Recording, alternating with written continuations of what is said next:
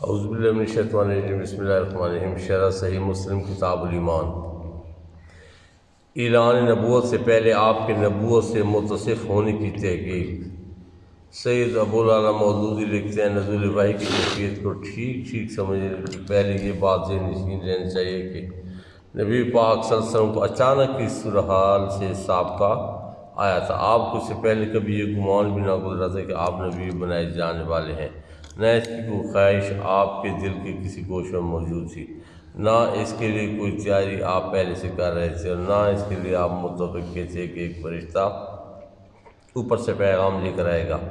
آپ خلوت میں بیٹھ کر مراقبہ اور عبادت ضرور فرماتے تھے، لیکن نبی بنائے جانے کا کوئی تصور آپ کے حاشیے خیال میں نہ تھا۔ اسی حال میں جب یک غار حرا کی تنہائی میں فرشتہ آیا تو آپ کے اوپر اس سے پہلے عظیم اور غیر معمولی تجربہ سے وہی گھبراہٹ طاری ہوئی جو لامحال ایسے حالات میں ایک بشر پر طاری ہونی چاہیے، قطع نظر اس کے کہ وہ کیسی عظیم الشان بشر ہو۔ یہ گھبراہٹ بسیط نہیں بلکہ مرکب قسم کی تھی۔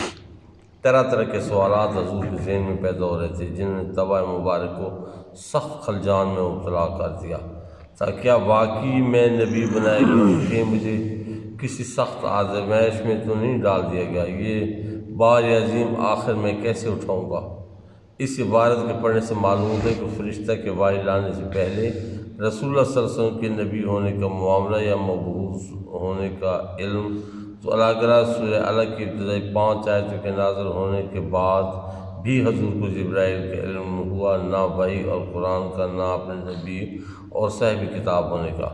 سوال یہ ہے کہ جب حضور کی نبوت کی پہلی بنیاد ہی شک پر رکھی گئی تو بعد میں جان کر کون سی ایسی نئی چیز سامنے آئی تھی جس کے سبب سے یہ شک یقین سے بدل گیا؟ جو جبرائیل پہلی بار وحی لے کر آیا وہی جبرائیل آخر وقت تک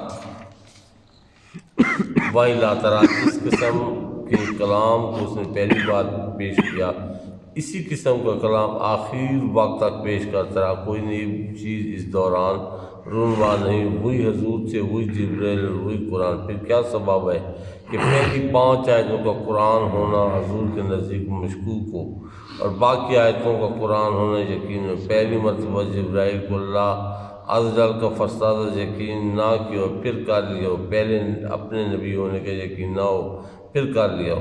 پھر ایسے میں کوئی شخص یہ بھی کہہ سکتا ہے کہ جس شخص پر قرآن نازل ہوا جب اس کو ہی ابتدا میں اس کلام کے وحی الہی ہونے کے یقین نہیں تھا تو ہمیں کیا ضرورت پڑی ہے کہ ہم اس کلام کو کلام خدا بندی اور اس شخص کو صاحب کتاب نبی مانیں؟ یاد رکھیے، اگر 1 منٹ کے لیے بھی یہ تسلیم کر لیا جائے کہ رسول اللہ صلی اللہ علیہ وسلم کو وحی کے بارے میں شک ہو سکتا ہے تو تمام وحی مشکوک ہو جائے گی۔ حضور صلی اللہ علیہ وسلم کی نبوت، قرآن اور اسلام میں سے کوئی چیز بھی یقینی نہیں رہے گی۔ نزول قرآن سے پہلے رسول اللہ صلی اللہ علیہ وسلم نبی نہ تھے اور نہ ہی آپ کو بعثت کا علم تھا۔ اس پر استدلال کرتے ہوئے مودودی صاحب لکھتے ہیں، اور تم ہرگز اس کے امیدوار نہ تھے کہ تم پر کتاب نازل کی جائے۔ سورہ قصص آیت نمبر 68۔ تم نہیں جانتے تھے کہ کتاب کیا ہوتی ہے اور نہ یہ جانتے تھے کہ ایمان کیا ہوتا ہے۔ سورہ شورى آیت نمبر 52۔ یہ آیات اس باب میں بالکل قطعی ثبوت ہیں کہ نبوت کے منصب پر سرفراز ہونے سے پہلے آپ اس بات سے بالکل بے خبر تھے کہ آپ نبی بنائے جانے والے ہیں۔ آیات تو تمام قرآن کی قطعی ثبوت ہیں۔ غالباً سید مودودی صاحب قطعی الدلالہ کہنا چاہتے تھے، یعنی یہ آیات اس بات پر قطعی دلالت کرتے ہیں کہ نزول قرآن سے پہلے حضور کو نبوت کا علم نہیں، لیکن حقیقت میں ایسا نہیں ہے۔ چنانچہ پہلی آیت کریمہ وما کنت تعرض کی تفسیر میں حبر الامت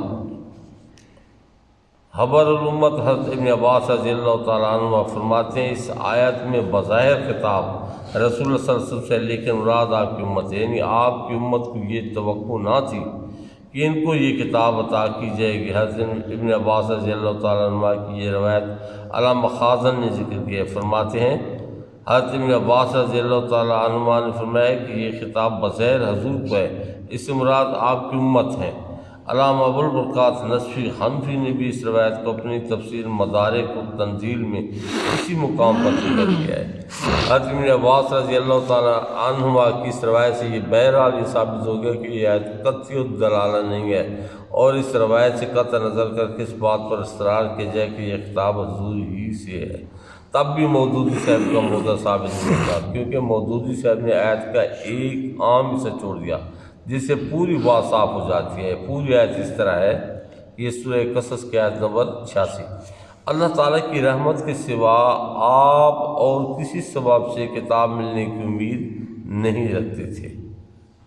امام راضی لکھتے ہیں گویا کہ اللہ تعالیٰ نے یوں فرمایا کہ آپ پر کتاب صرف اللہ کی رحمت سے نازل ہوئی ہے، اور یہ بھی ممکن ہے کہ آیت کے ظاہری معنی مراد ہو، یعنی آپ کو صرف اللہ کی رحمت سے توقع تھی کہ وہ آپ پر یہ کتاب نازل فرمائے گا۔ بس ثابت ہوا کہ رسول اللہ صلی اللہ علیہ وسلم کو کتاب ملنے کی امید تھی، لیکن یہ امید صرف اللہ تعالیٰ کی رحمت سے وابستہ تھی، کیونکہ نہ تو حضرت ہارون علیہ السلام کی طرح آپ کو کسی دعا سے نبوت ملی، نہ حضرت یحییٰ و سلیمان علیہ السلام کی طرح بطور میراث نبوت حاصل ہوئی۔ خلاصہ یہ ہے کہ آپ کی نبوت پر کوئی ظاہری قرینہ یا کوئی دنیاوی سبب نہ تھا، صرف اور صرف اللہ تعالیٰ کی رحمت سے آپ کو نبوت حاصل ہوئی ہے۔ قرآن کریم بھی جس کسی آیت سے سید مودودی نے استدلال کیا ہے وہ یہ ہے، یہ سورہ شعراء کی آیت نمبر 52، تم نہیں جانتے تھے کہ کتاب کیا ہوتی ہے اور نہ یہ جانتے تھے کہ ایمان کیا ہوتا ہے۔ سید مودودی کے کہنے کے مطابق اس آیت کو اگر ظاہری معنی پر معمول کیا جائے تو لازم آئے گا کہ نزول قرآن سے پہلے رسول اللہ صلی اللہ علیہ وسلم معاذ اللہ صاحب ایمان بھی نہ تھے، کیونکہ جب آپ کو ایمان کا علم ہی نہ تھا تو آپ مومن کیسے ہو سکتے تھے؟ اور یہ بارگاہ نبوت میں بے ادبی کی ایسی جسارت ہے جس سے مومن کا دل لرز ہوتا ہے۔ اہل علم اس آیت کو ظاہری معنی پر معمول نہیں کیا۔ علامہ آلوسی لکھتے ہیں کہ اس بات پر اجماع ہے کہ انبیاء علیہم السلام بعثت سے پہلے مومن ہوتے تھے، اور محی الدین ابن عربی نے فتوحات مکیہ میں لکھا ہے کہ رسول اللہ صلی اللہ علیہ وسلم کو جبرائیل کے وحی لانے سے پہلے قرآن کریم کا اجمالی علم حاصل تھا۔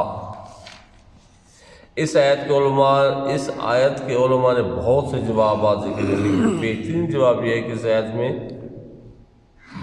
درائیت کی نفی کی گئی ہے، اور درائیت کہتے ہیں قیاس اور اندازے سے کس چیز کے جاننے کو۔ اس لحاظ سے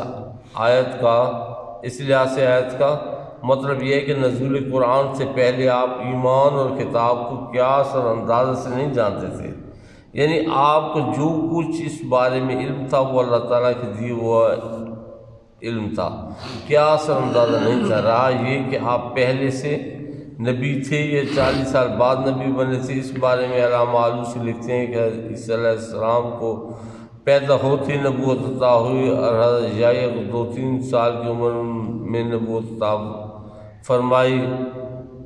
یا یحییٰ خذ الکتاب، اے یحییٰ پوری قوت کے ساتھ کتاب لے لو، اور ہم نے انہیں بچپن میں ہی نبوت دی۔ تو جب حضرت یحییٰ وہ کم سنی میں حضرت عیسیٰ کو پیدا ہوتی نبوت مل سکتی ہے، تو وہ کیوں کر پیدائش کے وقت نبوت سے محروم ہوں گے، جو اللہ کے محبوب ہیں، جن کے صدقہ سے اللہ تعالیٰ نے تمام انبیاء کو نبوت عطا فرمائی ہے۔ اور امام ترمذی نے اپنی سند صحیح کے ساتھ یہ حدیث بیان کی ہے۔ حضرت ابو ہریرہ رضی اللہ تعالیٰ عنہ بیان کرتے ہیں کہ صحابہ کرام رضی اللہ تعالیٰ عنہ نے عرض کی، یا رسول اللہ صلی اللہ علیہ وسلم، آپ کو نبوت کب ملی تھی؟ فرمایا جب آدم روح اور جسم کے درمیان تھے۔ جب آدم روح اور جسم کے درمیان تھے اس وقت مجھے نبوت ملی، میرے آقا پاک کو فرمان عالی شان۔ شیخ اشرف علی تھانوی نے بھی نشر الطیب کی ابتدا میں یہ ثابت کیا ہے کہ رسول اللہ صلی اللہ علیہ وسلم کو حضرت آدم علیہ السلام کی پیدائش سے پہلے وصف نبوت بلکہ ختم نبوت کا مرتبہ حاصل ہو چکا تھا۔ البتہ نبوت کا ظہور حضور کی جسمانی پیدائش کے 40 سال بعد ہوا ہے۔ شیخ تھانوی لکھتا ہے اگر کسی کو شبہ ہو کہ اس وقت عالم ارواح میں صحیح ختم نبوت کے ثبوت بلکہ خود نبوت ہی کے ثبوت کے کیا معنی، کیونکہ نبوت آپ کو 40 سال کی عمر میں عطا ہوئی، اور چونکہ آپ سب انبیاء کے بعد میں مبعوث ہوئے اس لیے ختم نبوت کا حکم کیا گیا۔ سو یہ وصف تو خود تاخر کو مقتضی ہے۔ جواب یہ ہے کہ تاخر مرتبہ ظہور میں ہے، مرتبہ ثبوت میں نہیں۔ جیسے کسی کو تحصیلداری کا عہدہ آج مل جائے اور تنخواہ بھی آج ہی سے چڑھنے لگے، مگر ظہور ہوگا کہ اس تحصیل میں بھیجے جانے کے بعد۔ اس بحث کے آخر میں ہم بڑے رنج اور کرب کے ساتھ اس حدیث کی تشریح میں نبوت کے بارے میں سید مودودی کی رائے پیش کر رہے ہیں۔ پھر بیوی سے بڑھ کر شوہر کی زندگی، اس کے حالات، اس کے خیالات کو کون جان سکتا ہے؟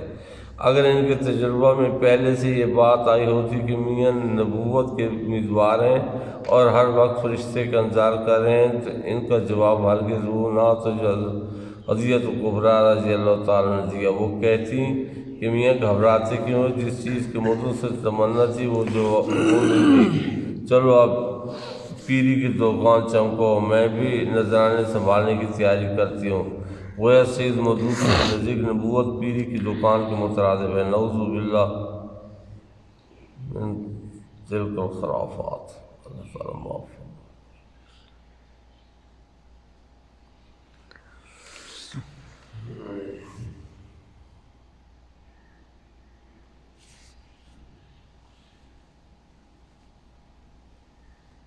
وما علینا الا البلاغ۔